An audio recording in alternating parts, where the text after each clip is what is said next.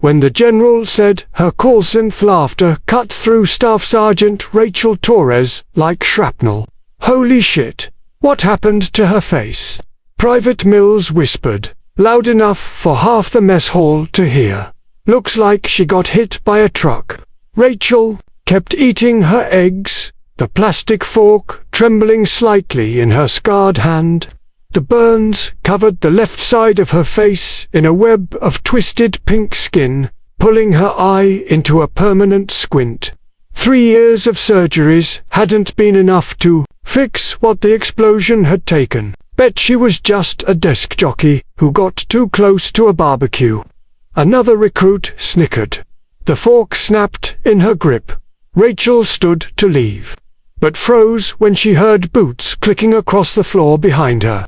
The entire mess hall fell silent as General Morrison approached her table, his weathered face set in stone.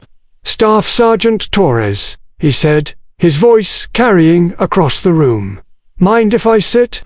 Every eye in the building was on them now. Rachel nodded, unable to speak. The general sat down and looked directly at the group of recruits. "You boys know what we called Staff Sergeant Torres in Kandahar." The recruits shifted uncomfortably. Private Mills looked like he wanted to disappear.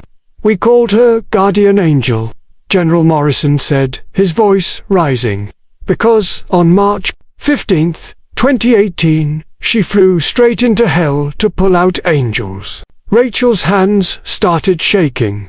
She tried to stand, but the general gently placed his hand on her arm.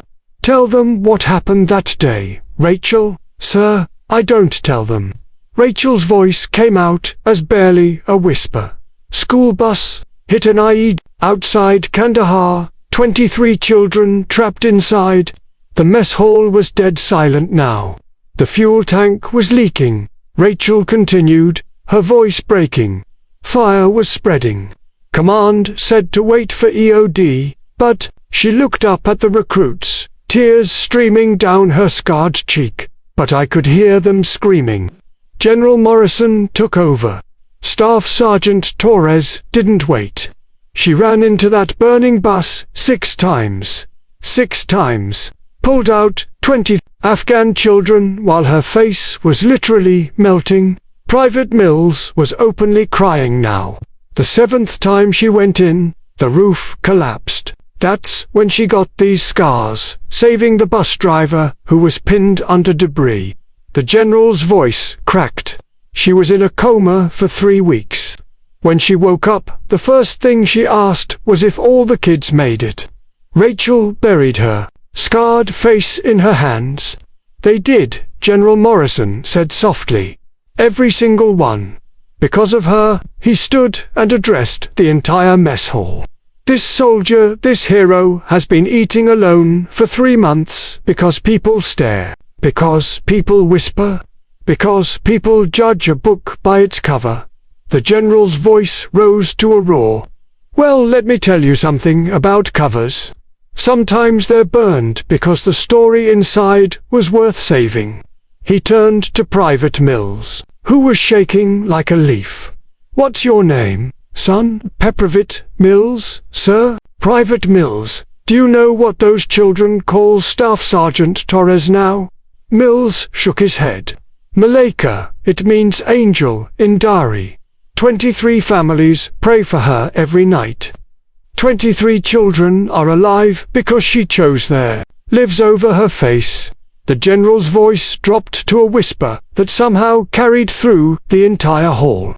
"So tell me, Private Mills, what have you done lately that left a scar?" Mills couldn't answer. He was sobbing.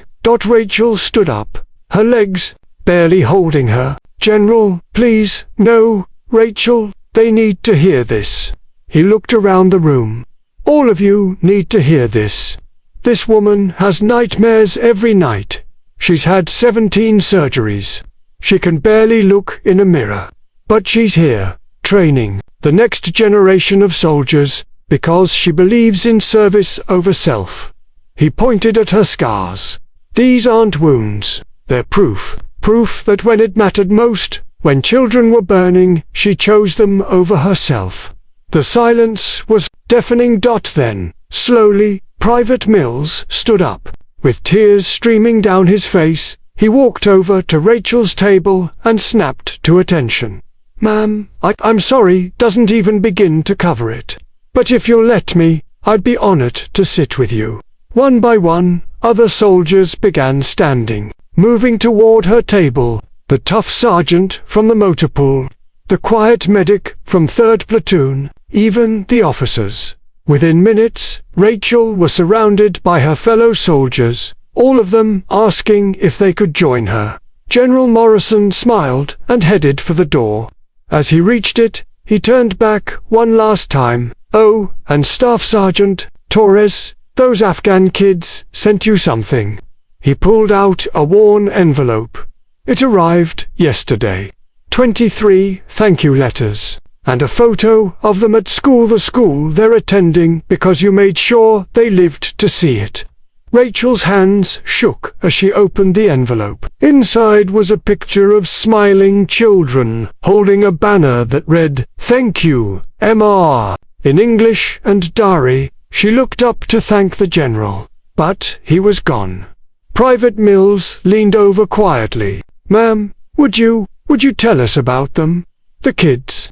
Rachel looked around the table at the faces surrounding her, no longer staring at her scars, but looking into her eyes, waiting to hear her story.